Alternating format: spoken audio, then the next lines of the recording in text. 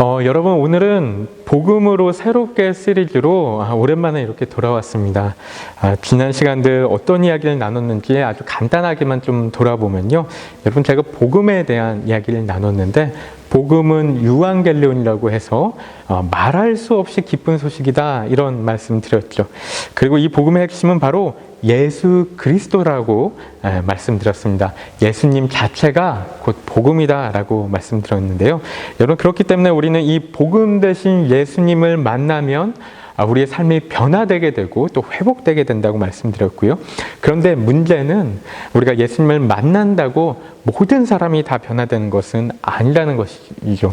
그 중에서도 특별히 자기 자신이 어떤 존재인지 알고 또 하나님이 어떤 분이신지를 아는 이가 온전한 변화를 경험한다고 했는데요.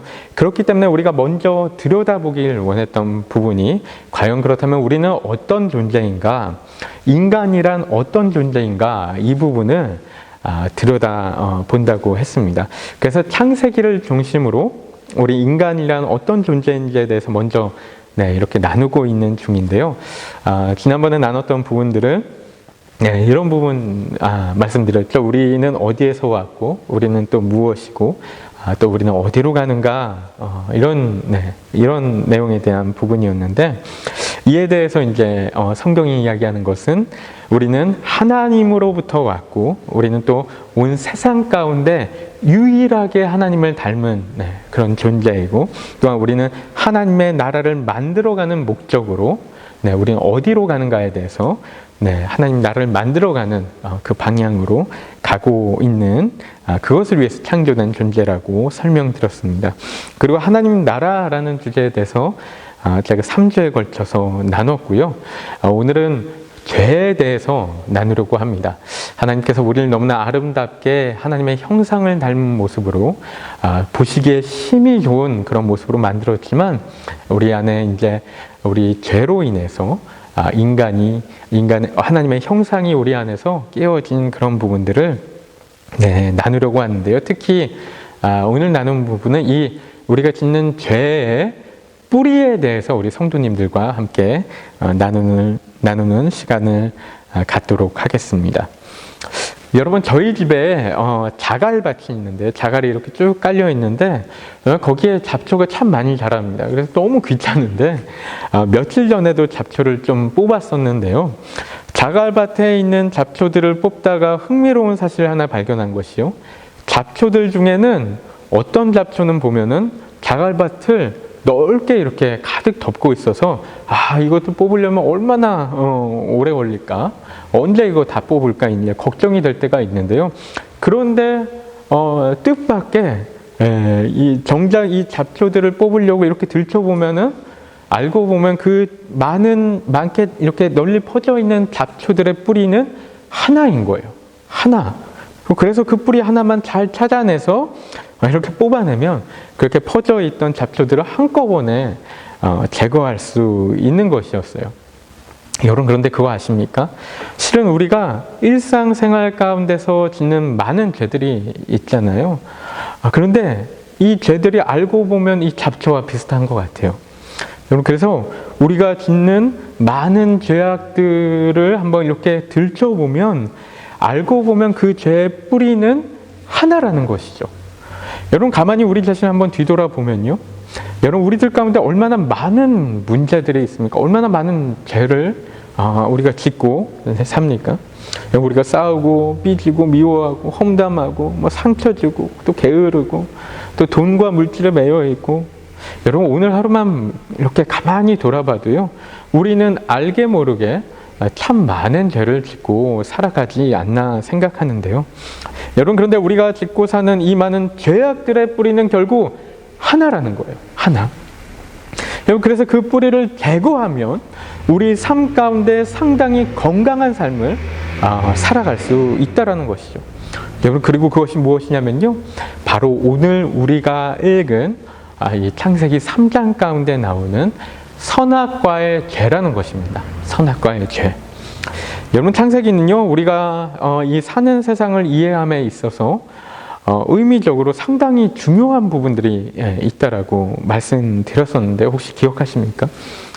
그리고 창세기 3장에 나오는 이 선악과의 죄는요, 세상 가운데 여러 가지 문제들의 근본적인 원인을 이야기하고 있는 것이에요. 여러분, 지금 우리가 살고 있는 이 세상이 왜 이렇게 되었는지, 또 우리 사회가 왜 이렇게 흘러가고, 또 우리 삶 가운데 여러 가지 문제들이 다 왜 이렇게 발생하는지, 전쟁과 또 기아와 범죄와 다툼 등 여러분, 이런 모든 문제들의 원인을 설명하고 있다는 것이죠. 여러분, 또한 우리의 그런 어떤 사회적인 문제들뿐만 아니고 우리 개인의 문제들이요, 또 우리 가정의 문제, 또 우리의 교회의 문제들조차도 이 모든 문제들의 그 근본적인 이유와 원인을 설명하고 있는 것이 바로 이 말씀이라는 거예요. 여러분, 그래서 오늘은 이 창세기 3장 말씀을 통해서요, 이 3장의 모든 이 디테일을 이야기를 하지는 않겠지만, 우리 문제들의 근본적인 원인이 무엇인지를 함께 살펴보는 그런 시간을 가지려고 합니다. 여러분, 창세기 3장에는 우리가 너무나 잘 아는 선악과에 대한 이야기가 나옵니다. 여러분, 우리가 선악과에 대해서 참 많이 들어봤잖아요, 그렇죠? 그래서 어느 정도 다 잘 이해하고 계시지 않을까 생각을 하는데요. 여러분, 우리가 선악과를 얘기할 때 보통 원죄를 이야기합니다. 오리지널 신이라고 하죠. 그러니까 기독교에서는 죄를 원죄와 또 자범죄로 이렇게 나눠서 이야기하는데요. 원죄라는 것은 우리가 태어날 때부터 갖고 있는 죄이고요. 또 자범죄라는 것은 원죄 때문에 발생하는 다른 모든 죄악들을 자범죄라고 하는데요. 그냥 우리가 살면서 이렇게 짓게 되는 여러 가지 죄악들, 뭐 미워하고 싸우고 도둑질하고 뭐 이런 것들 다 자범죄라고 이야기할 수 있는 것이죠. 여러분, 그래서 원죄라는 것은요, 죄의 뿌리에 해당하는 것이고, 또 자범죄라는 것은 죄의 열매라고 이야기할 수 있는 것인데요. 여러분, 그런데 우리가 오해할 때가 있는 것이요. 우리가 오해할 때가 있는 것이, 보통 원죄는 아담과 하와가 선악과를 따먹은 결과로 생긴 어떤 하나님과의 깨어진 관계다라고 그렇게 설명을 하는 경우가 있는데요. 여러분, 이것이 아예 틀린 말은 아니지만 실은 좀 더 세밀하게 들여다보면, 여러분, 하나님과의 깨어진 관계 자체가 원죄라고 이야기하기는 좀 그런 것 같고요. 원죄로 인해 생긴 결과가 하나님과의 깨어진 관계라고 얘기하는 것이 더 적절하지 않나 생각합니다. 여러분, 그래서 원죄란 무엇인지를 이야기하려면요, 선악과의 죄 자체가 의미하는 것이 무엇인지를 좀 들여다봐야 되는데요. 근데 또 이제 선악과의 죄가 어떤 것을 의미하는지를 나누기 위해서는, 그렇다면 과연 선악과 자체가 의미하는 것은 무엇인가? 그것을 또 하나님께서 선악과를 또 왜 만드셨는지 이야기를 나눌 필요가 있겠죠. 여러분, 선악과가 의미하는 바가 무엇입니까? 선악과. 여러분, 하나님께서 왜 선악과를 만드셨을까요? 여러분, 성도님들이 교회에서 많이들 들어서 알고 계시지 않을까 생각하는데요. 여러분, 선악과가 의미하는 바는 하나님과 인간 사이의 뚜렷한 경계선을 이야기하는 것입니다. 하나님은요, 이 선악과를 아담과 하와에게 주심으로써 이 세상의 창조자가 누구고 또 주인이 누구인지 분명하게 말씀해주고 계시다라는 것이죠. 여러분, 실은 아담과 하와에게 선악과가 주어지지 않았다면, 여러분, 그들은요, 이 하나님의 권위를, 그러니까 하나님의 어떤 분이신지 하나님의 어떤 위치를 인정하기 어려운 부분들이 있었습니다. 여러분, 아담과 하와는요, 당시 에덴 동산에서 무엇이든지 할 수 있었어요. 그렇죠? 제한된 일이 없었습니다. 여러분, 하나님께서요, 그들에게 에덴 동산을 다 주셨어요. 무엇이든지 다 누릴 수 있었고요. 아담과 하와가 그곳의 주인이었어요. 자유인이었어요. 여러분, 그래서 그곳에서 마음껏 완전한 자유를 누릴 수 있었던 것이 이제 아담과 하와인데, 여러분, 에덴 동산은 제가 이전 설교에서도 말씀드린 것이요, 온 세계의 생명의 근원이 되는 곳을 상징한다라고 말씀드렸죠. 여러분, 그렇게 생각하면은 이 아담과 하와가요, 거기에서 정말 엄청나게 막강한 권세를 가지고 있었던 것이 아닌가, 그런 생각도 해보게 되는데요. 여러분, 그런데 그들에게 그런 모든 자유가 주어졌음에도 딱 한 가지 금지되었던 것이 바로 이 선악과를 먹는 것이었죠. 여러분, 왜 그럴까요? 왜 다 주셨는데 하나님께서는 오직 선악과만은 주시지 않았을까? 여러분, 선악과 나무는 에덴 동산의 정중앙에 있었다고 하죠. 여러분, 그렇다면은 아담과 하와가 이랬을 것 같아요. 아담과 하와가 에덴 동산에서 뭐든지 다 하면서 마치 에덴 동산의 주인인 것처럼 행세하며 살다가도 에덴 동산의 정중앙에 있는 나무, 예전에 그 원트릴의 나무가 있었는데 그 나무처럼 보이지 않았을까 생각을 해보는데요. 그 선악과 나무만 보면 뭘 생각하는 거예요? 내가 이 땅의 주인이 아니구나. 이 사실을 다시 한번 상기하게 되는 거예요. 그 모든 것을 다 행세하고 자유롭게 자기가 주인인 것처럼 살다가도 그 에덴 동산의 중간에 있는 나무만 보면 하나님을 생각한다는 것이죠. 하나님을 생각하고 또 그에 비해서 자신은 어떤 존재인지 생각하는 거예요. 여러분, 그렇기 때문에 선악과 나무가요, 에덴 동산의 이 정중앙에 있었다는 것이요, 아주 중요한 의미를 갖고 있는 것 같습니다. 여러분, 아담과 하와는 마치 에덴 동산에서 모든 것을 다 누릴 수 있는 왕 같은 존재처럼 살고 있지만, 여러분, 그곳의 중심에는 누가 계신 거예요? 바로 하나님이 계신 거예요. 그렇죠? 아무리 아담과 하와가 마음대로 모든 것을 할 수 있다 해도 그곳의 왕은 아담과 하와가 아니라 바로 하나님이라는 거예요. 그렇죠? 여러분, 이런 질문들 하시는 분들도 간혹 계시는데요. 하나님께서 왜 굳이 선악과를 만드셔서 그 아담과 하와가 죄를 짓게 했냐? 그 없었으면 죄를 안 졌지 않았겠냐? 이런 질문들 간혹가다 하시는 분들 계신데, 실은 저도 예전에는 그렇게 생각했습니다. 참 궁금했습니다. 그런데 어느 날 문득 이런 생각이 드는 거예요. 그렇다면 아담과 하와는 선악과 나무가 없었다면 죄를 짓지 않았을까요? 여러분, 한번 생각해 볼까요? 죄를 짓지 않았을까요? 정말로? 여러분, 아니에요. 어쩌면 더 쉽게 죄를 지었을 수도 있습니다. 왜냐하면 실은 선악과 나무라는 것은요, 이런 거예요. 이 경계선만큼은 넘어오지 말라는 하나님의 경고문인 거예요. 사인인 거예요. 너희가 모든 것을 다 할 수 있지만 이것만은 넘어오지 마. 이것만은 피조물로서 너네가 지켜야 하는 경계선이야. 선을 그으신 거예요. 그게 바로 선악과 나무라는 것이죠. 여러분, 선악과는요, 마치 전기 철조망에 적혀있는 경고문 같은 거예요. 여러분, 전기 철조망에 뭐라고 적혀있죠? 위험, 만지지 마시오, 이렇게 적혀있어요. warning, do not touch, 그래요. 만지면 위험하고 죽을 수 있으니까 절대 만지지 말라고 그렇게 경고문을 붙여놓은 거예요. 여러분, 그런데 하지 말라고 하면 꼭 하다가 큰일을 당하시는 분들 계신데요. 여러분, 이 선악과 나무가 그거하고 같은 거예요. 이 선악과 나무는요, 하나님께서 인간에게 주신 경고문이라는 거예요. 그렇죠? 여러분, 그게 창세기 2장 17절 말씀에 나옵니다. 우리가 창세기 2장 17절 말씀을 함께 읽어보도록 하겠습니다. 시작. 선악을 알게 하는 나무의 열매는 먹지 말라. 내가 먹는 날에는 반드시 죽으리라 하시니라. 아멘. 여러분, 그런데 아담과 하와는요, 그 선악과라는 경계선을 넘어간 거예요. 여러분, 모르고 넘어간 것이 아닙니다. 알고 넘어간 거예요. 여러분, 그 증거가 말씀 가운데 나오는데요. 여러분, 창세기 3장 5절 말씀 우리가 함께 읽어보겠습니다. 시작. 너희가 그것을 먹는 날에는 너희 눈이 밝아져 하나님과 같이 되어 선악을 알 줄 하나님이 아심이니라. 아멘. 여러분, 뱀이 하와에게 이렇게 유혹하는 거예요. 너가 그거 먹으면 눈이 밝아져서 어떻게 된다고 하죠?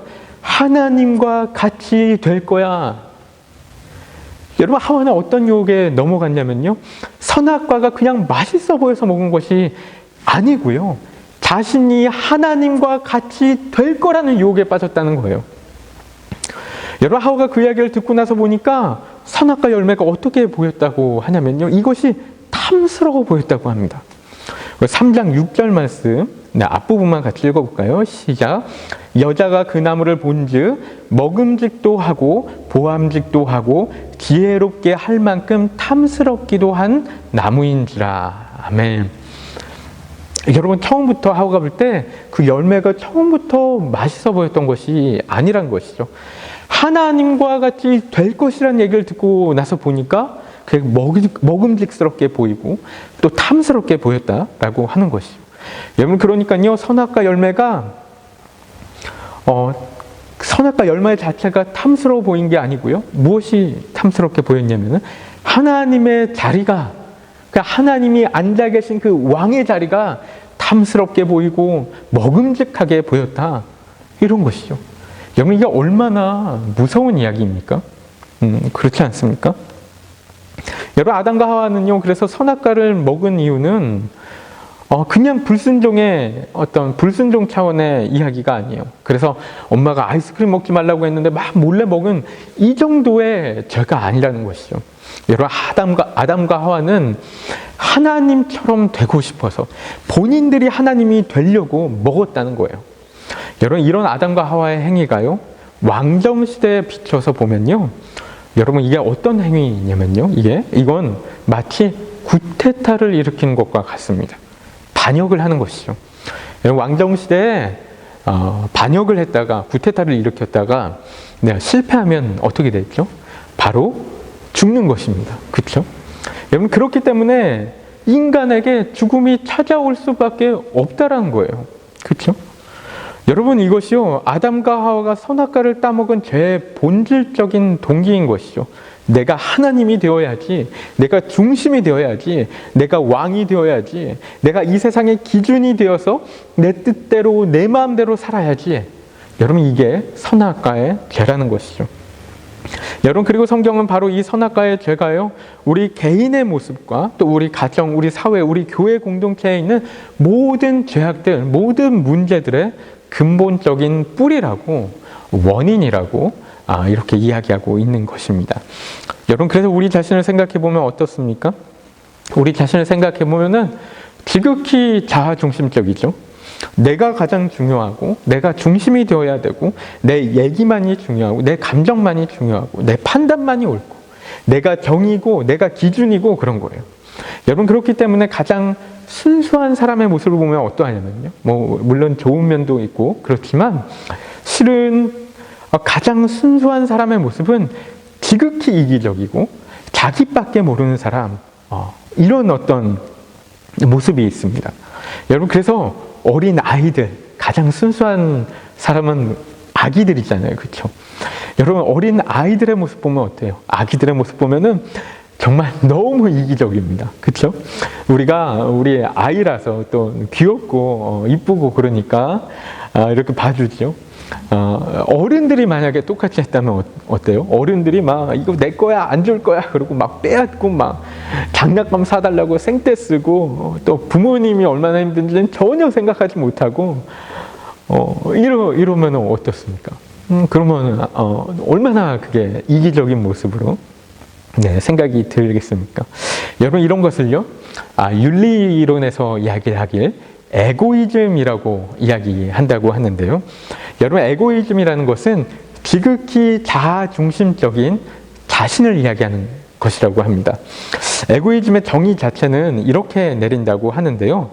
자기 자신의 사리사욕을 도덕의 근간으로 취급하는 태도, 이렇게 설명하고 있는데요. 여러분, 우리가 선악과의 이름에 대해서 좀 생각해 보면요, 좀 이렇게 연결되는 부분들이 있는데요. 여러분, 하나님께서 왜 이 열매를 선악과라고 하셨는지, 선악과라고 이렇게 이름을 붙이셨는지 여러분 한번 생각해 보신 적 있으십니까?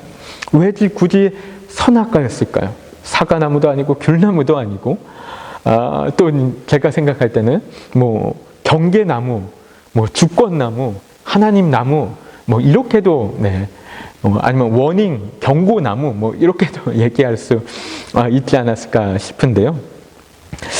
여러분, 선악과라는 이름이요, 실은 조금 더 정확하게 말씀드리면은 성경에서는 뭐라고 이야기하고 있냐면요. 선악을 알게 하는 나무의 열매라고 얘기합니다. 그것을 우리가 통상적으로 교회에서 이야기할 때 선악과라고 이렇게 줄여서 이야기하고 있는 것인데요. 히브리어로 보면은 이 말을 메츠 하다트 토부 와라라고 한다고 합니다. 그리고 이것을 그대로 번역하면요, 선과 악을 알게 하는 나무라고도 하고, 또 다른 번역본을 보면은 선과 악에 대한 지식의 나무라고도 번역할 수 있는데, 또 다른 어떤 번역본을 보니까요, 이거를 Tree of Wisdom, 그래서 지혜의 나무, 이렇게 번역을 하기도 하고 있는 것을 봤습니다.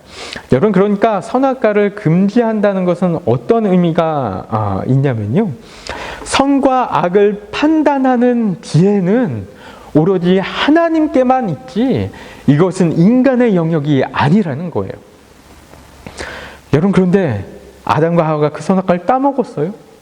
여러분, 그러니까 이 의미가 어떤 의미가 되죠? 이제 선과 악을 판단하는 지혜는 하나님께만 있는 게 아니고 그 지혜는 나에게도 있다. 아담과 하와에게도 있다. 내가 그 지혜를 소유할 거야. 그 얘기를 하는 거예요. 그래서 자신들이 하나님이 되고 왕이 되고 중심이 되어서 자기들이 선악을 판단하는 심판자가 되겠다. 그 얘기를 하고 있다는 것이죠. 그래서 왜 하나님만 심판자가 되고 판단자가 되어야 해? 내가 왕이 되고 내가 하나님이 되어 내가 이 세상의 기준이 될 거야. 내가 선과 악을 판단하고 심판할 거야. 여러분, 이 이야기를 하고 있다는 것이죠. 여러분, 이것에 대해서 제가 조금 더 알아보다가 이런 글을 좀 발견했는데요. 여러분, 선과 악의 문제는 이 고대 그리스 철학의 윤리학에 있어서 가장 중요한 주제 중에 하나였다고 합니다. 그리고 헬레니즘에 있어서 선과 악을 판별하는 주체는 자기 자신, 그러니까 에고였는데요. 결국 이것은 여러분, 이 부분이 중요한데요. 나에게 유익한 것은 선이고 나에게 해로운 것은 악이다 라고 얘기하는 거라고 이야기하고 있습니다. 그리고 여기서 이런 어떤 윤리적인 인식론에서 휴머니즘, 그러니까 인본주의가 시작됐다라고 하고요. 또 그 범주에 에고이즘, 자중심적인 사상이 들어있다라고 합니다. 여러분, 그런데 보면요, 성경은 네, 죄송합니다. 근데 보면 성경은요, 헬레니즘 문화가 생기기 훨씬 이전에 이렇게 만들어진 책인데, 네, 이 이야기를 하고 있는 거예요. 거기서. 그렇죠? 선과 악을 판별하는 주체는 우리 자신이 아니야. 에고가 아니야. 바로 하나님 한 분밖에 없다라는 것을 이 가운데 얘기하고 있는 것이죠. 여러분, 그래서 결국 우리 인류의 문제가 이거라는 거예요. 내가 중심이 되고 내가 왕이 되어서 내가 선과 악을 판단하는 주체가 되어서 세상의 심판자가 되려고 하는 거. 이게 모든 문제의 모든 죄악의 뿌리라는 것이죠. 여러분, 생각해보면요, 우리가 짓는 모든 죄악들이요, 다 여기에 근간을 두고 있습니다. 우리가 도둑질하고 거짓말하고 속이고 싸우고 또 빼앗고 싫어하고 미워하고 질투하고 욕심부리고 죽이고 전쟁하고 돈을 사랑하고 술 취하고 우상 숭배하고 이 모든 죄악의 행위들이 결국 본질적으로는 이 에고이즘, 이 선악과의 죄라는 거예요. 여러분, 에고이즘을 다른 말로는 자아사랑, 자기주의 이렇게도 이야기하는데요. 오로지 자기 자신만을 향하고 있는 어떤 우리의 내적 지향성을 이야기한다는 것이죠. 여러분, 과거에 유행했던 가요 중에 이런 노래가 있었어요. 내가 제일 잘 나가. 이런 노래가 있었는데 여러분, 게다가 요즘 젊은이들 사이에서는 플렉스라는 것이 유행한다고 해요. 혹시 들어보시는지 모르겠습니다. 여러분, 그런데 플렉스라는 것은 미국의 힙합 문화에서 어떤 분화, 귀중품을 과시하다라는 의미의 속어라고 하는데요. 그러니까 즉 자기 자신이 얼마나 잘 나가는 사람인지 대놓고 사람들에게 이야기하는 거. 이게 하나의 젊은이들의 문화로 되어 있다는 거예요. 그래서 정말 엄청나게 비싼 뭐 옷이나 고급 옷이나 자동차나 이런 것들을 막 사갖고 막 SNS에 올리고 또 돈 뭉치를 막 이렇게 깔아놓고 또 인터넷에 올리고 이러면서 자기가 얼마나 대단한 사람인지 자기의 가치를 이야기하려고 하는 어떤 그런 문화라는 것이죠. 여러분 저도 더 자세한 어떤 그 부분은 모르지만요. 여러분 이게 세상 문화가 가지고 있는 방향성을 단적으로 보여주고 있는 것이 아닌가 하는 것입니다. 여러분 게다가 요즘 인터넷을 보면요. 얼마나 하나님들이 많이 존재하는지 모릅니다. 다 자기가 하나님이 되어 있는 시대예요. 심판자가 되어 있는 거예요. 그러면 사사기의 시대 같은 것이죠. 작은 범죄 소식 하나만 이렇게 올라와도요. 여러분 어떤 것들을 보게 되냐면요. 너무나 무서운 것이 다 막 달려들어서 모든 사람은 아니겠지만 다 막 달려들어서 욕을 하고 비난을 하는데 어쩔 때 보면은 그 범죄 그 뉴스보다도 그 사람들의 말이 더 무서운 것 같아요. 너무나 무섭습니다. 여러분 그 범죄자보다 그 뉴스에 올라온 범죄자보다 그 댓글을 쓰는 사람들의 안에 더 큰 악이 존재하고 있는 것을 보게 될 때가 있다는 것이죠. 여러분 어떤 심각한 범죄 기사에 댓글이 달리는 것을 봤는데요. 참 섬뜩한 댓글들이 참 많이 올라오는 것을 봤습니다. 지금 이렇게 설교 가운데 말씀으로 드리기 정말 어려울 정도로 어떻게 이렇게까지 악한 무서운 표현들을 할까 생각을 했는데요. 여러분 그런 댓글들을 읽으면요. 기사에 나온 범죄자보다 댓글을 적은 사람이 더 무서운 사람으로 느껴지는 거예요. 그 안에 더 큰 죄악들을 더 똑같은 죄악들 그렇게 얘기하는 게 옳겠죠. 동일한 죄악들을 느끼게 되는 것이죠. 여러분 그런데 세상뿐입니까? 여러분 심지어는 교회들 안에도 하나님들이 너무 많을 때가 있어요. 심판자들이 있어요. 모든 것을 다 본인이 해석하고 판결해서 정죄를 하는 거예요. 여러분 실은요 교회 안에서 늘 싸우고 분열하는 이유도요 다 여기에 있습니다. 다 이 문제입니다. 내 생각만 옳고 상대방은 틀리기 때문에 그래서 자기 기준에 뭔가 좀 잘못하는 것 같으면 금방 비난하고 비판하고 그러는 것이죠. 또 자기 생각에 좀 반대하는 것 같으면 금방 발끈하면서 화를 내요. 왜냐하면 내가 정의이니까 내가 선이기 때문에 그러는 거죠. 여러분 조금 조심스러운 이야기지만요. 이전에 어떤 분이 이 인터넷에다가 SNS에다가 자기 교회 담임 목회자에 대한 비방글을 올린 것을 제가 봤을 때가 있습니다. 지금 몇 번을 봤는데 근데 실은 별 내용이 아니었어요. 대단한 게 아니었어요. 그런데 뭐 그 목회자가 특별한 아주 큰 잘못을 한 것도 아니었어요. 그래서 설교에 대한 비판을 하고요. 또 시간 관리에 대한 비판을 하는 글을 봤는데요. 보면서 참 마음이 안타까웠습니다. 어떻게 자기 교회 목회자에 대한 비방글을 뭐 주위 사람들하고 얘기하는 것도 아니고 그냥 불특정 다수가 모두가 볼 수 있는 그런 곳에 올릴까? 여러분 어느 정도의 건강한 비판은 충분히 할 수 있다라고 생각합니다.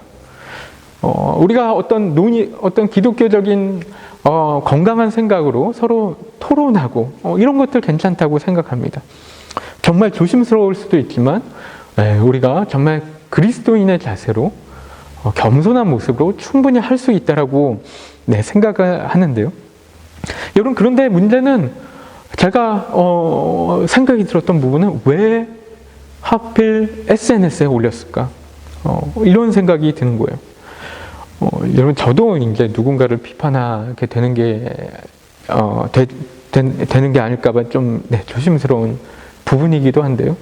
여러분 한 가지 예로 말씀을 드린 건데 여러분 생각해보면 그런 내용을 불특정 다수가 볼 수 있는 SNS 같은 곳에 공개적으로 올린다는 것이요.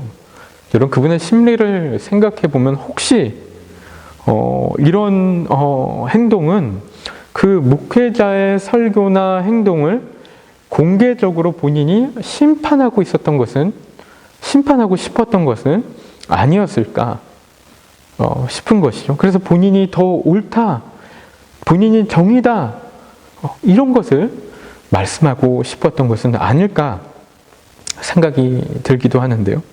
여러분 그런데 한 번씩은요 제가 이런 말씀을 드리지만 실은 불현듯 저 또한 제 자신을 보면서 깜짝 놀랄 때가 있습니다. 그럼 제가 그러고 있을 때가 있는 것이죠. 제 생각 속에서 또 가까운 사람들과 이야기하면서 정말 나도 모르게 막 그런 모습들이 나오는 거예요. 저 사람은 틀렸어. 내가 옳아. 내가 정의야. 저 사람은 불의해. 내가 그렇게 제가 심판하며 제 자신을 드러내려는 경우들을 보게 될 때가 있는 것이죠. 여러분, 제가 이런 모습들을 상당히 경계한다고 해왔는데도 몇 번이나 다짐을 했는데도 기도도 하고 간절히 기도도 하고 그랬는데도 이런 모습들이 여전히 나오고 있는 거예요. 여러분, 왜 그런 것이죠? 제가 가지고 있는, 제 안에 가지고 있는 선악과의 죄 때문에, 우리 안에 남아있는 이 죄의 습성 때문에 그렇다는 것이죠. 여러분, 그런데 예수님의 모습은 어떠했습니까? 예수님. 여러분, 놀라운 사실은요, 이런 선악과의 죄가 가득한 이 세상에서 예수님은 완전히 정반대의 모습으로 오셔서 정반대의 삶을 사신 거예요. 여러분, 우리 빌립보서 2장 6절부터 8절까지의 말씀 우리 함께 읽도록 하겠습니다. 시작. 그는 근본 하나님의 본체시나 하나님과 동등됨을 취할 것으로 여기지 아니하시고 오히려 자기를 비어 종의 형체를 가지사 사람들과 같이 되셨고 사람의 모양으로 나타나사 자기를 낮추시고 죽기까지 복종하셨으니 곧 십자가에 죽으심이라. 아멘. 여러분, 우리는 하나님을 하나님의 자리에서 내려오게 하고 우리가 하나님의 자리 가운데 앉으려고 하는데요. 예수님은 도리어 하나님의 자리에서 내려오셔서 종의 모습이 되신 거예요. 그렇죠? 여러분, 우리 삶의 기준이 되어서 우리가 심판자로 살아가고 있지만 예수님은 어떻게 하셨어요? 오직 하나님이 그 삶의 기준이 되어서 온전히 하나님 뜻에 순종하며 살아가셨다는 것이죠.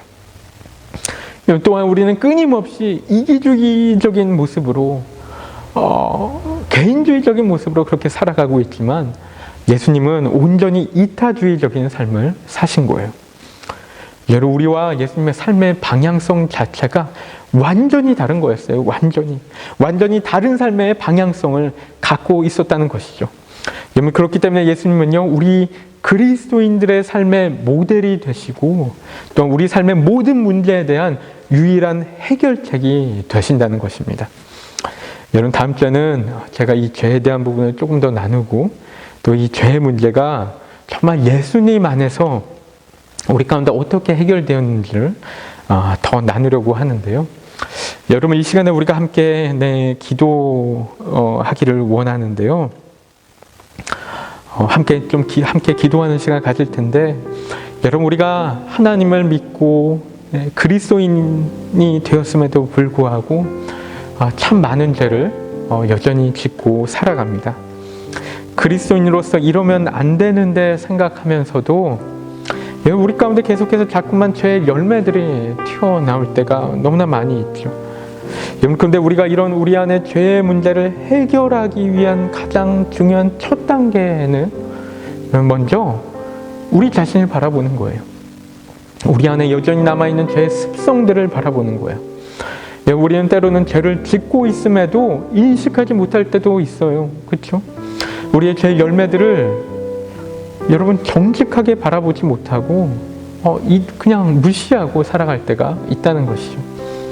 여러분, 그래서 우리의 안에 있는 어떤 죄의 열매들을 우리가 바라보고 정직하게 바라보고 또 그리고 그 죄의 열매의 뿌리를 찾아가는 것이 첫 단계라는 것입니다. 우리가 하나님의 자녀가 되었음에도 여전히 계속해서 하나님의 자리 가운데 앉아있을 때가 얼마나 많습니까? 자꾸 우리가 기준이 되려고 해요. 우리가 심판자가 되려고 해요. 우리 자체가 정의인 것처럼, 의인인 것처럼, 하나님인 것처럼 살아갈 때가 있어요. 여러분, 그래서 이 시간에 우리 잠시 이 시간에는 우리가 함께 좀 묵상하면서 기도했으면 좋겠는데요. 우리 마음의 중심을 깊이 한번 들여다보는 시간을 가졌으면 좋겠습니다. 우리 가운데 어떤 죄의 습성들이 여전히 남아있고 죄의 열매들이 있는지 그리고 그 죄의 열매들의 근원이 되는 죄의 뿌리들 우리가 한번 기도하면서 묵상하면서 바라보는 시간 갖도록 하겠습니다. 우리 함께 기도하시겠습니다. 하나님, 이 시간 가운데 우리 안에 죄 모습들 생각하고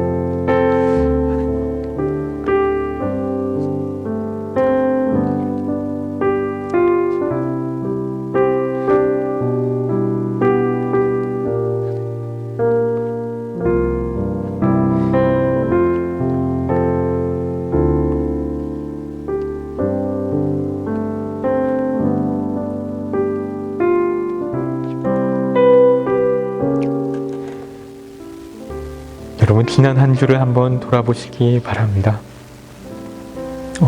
우리 가운데 어떤 죄의 열매들이, 죄의 습성들이 보여졌습니까? 우리가 누군가를 미워하고 싫어하고 또 험담한 우리의 모습들 있지 않습니까? 비판하고 판단하고 무섭게 정죄했던 모습들, 이웃에게 상처 주었던 모습들, 또 우리가 주인이 되어서요, 우리 가정과 우리의 자녀들과 또 우리 어떤 회사의 직원들과 내 마음대로 내 뜻대로 좌지우지하려 했던 그런 모습들이 있지는 않습니까? 또 가정을 온전히 돌보지 못하고 이웃을 존귀하게 여기지 못하고 긍휼히 여기지 못한 모습들, 무정했던 모습들, 사랑하지 못했던 모습들, 또한 세상 가운데 탐심과 탐욕을 품었던 모습들, 그리고 하나님의 성전된 우리의 몸과 마음을 정결하고 거룩하게 가꾸지 못했던 모습들, 하나님의 음성을 무시했던 것, 또 하나님을 경외하지 않고 하나님으로부터 멀어졌던 이런 모습들 있지 않습니까? 여러분, 우리의 인생은 우리 마음대로, 우리의 뜻대로, 우리의 욕심을 쫓아 살아가는 여러분, 이런 모습들요, 하나님께 순종하지 못하는 모습들, 우리 안에 있는 이 선악과의 죄 때문이라고 성경이 이야기하고 있는 것입니다.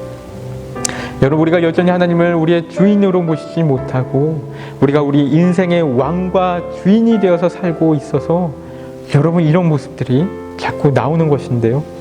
여러분, 우리가 이 시간에 함께 좀 회개하며 기도할 때 하나님, 우리가 다시 한번 우리 삶을 하나님께 돌려드립니다.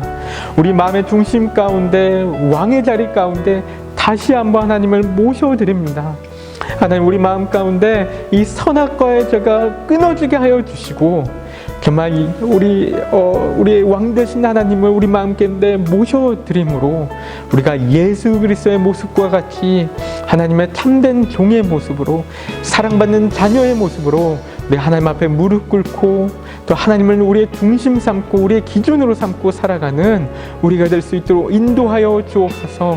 그렇게 우리가 예수님과 같은 모습으로 성장하게 하여 주옵시고 성숙되어질 수 있도록 주님 역사하여 주옵소서.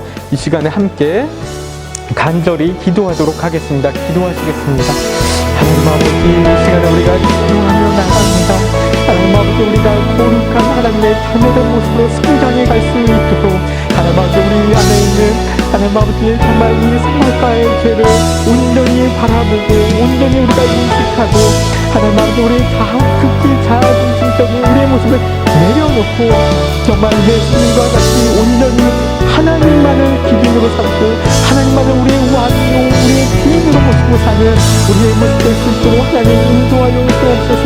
하나님 아버지, 지금까지 그러지 못했던 우리의 모습들 하나님 앞에 내려놓으며 기도하고 하나님 아버지, 인도하여 주옵시고 역사하여 주시사 하나님 아버지, 하나님 아버지, 정말 하나님 아버지, 우리가 온전히 하나님께로 돌아가며 돌이키며 하나님 향해서 나아가며 하나님, 우리가 기준이 아니고 하나님, 우리가 왕되는 것이 아니고 우리가 판단자가 아니고 우리가 선악의 죄를 알고 있는 자가 아니고 오로지 하나님만이 선과 악의 지혜요 선과 악의 판단자이시고 우리가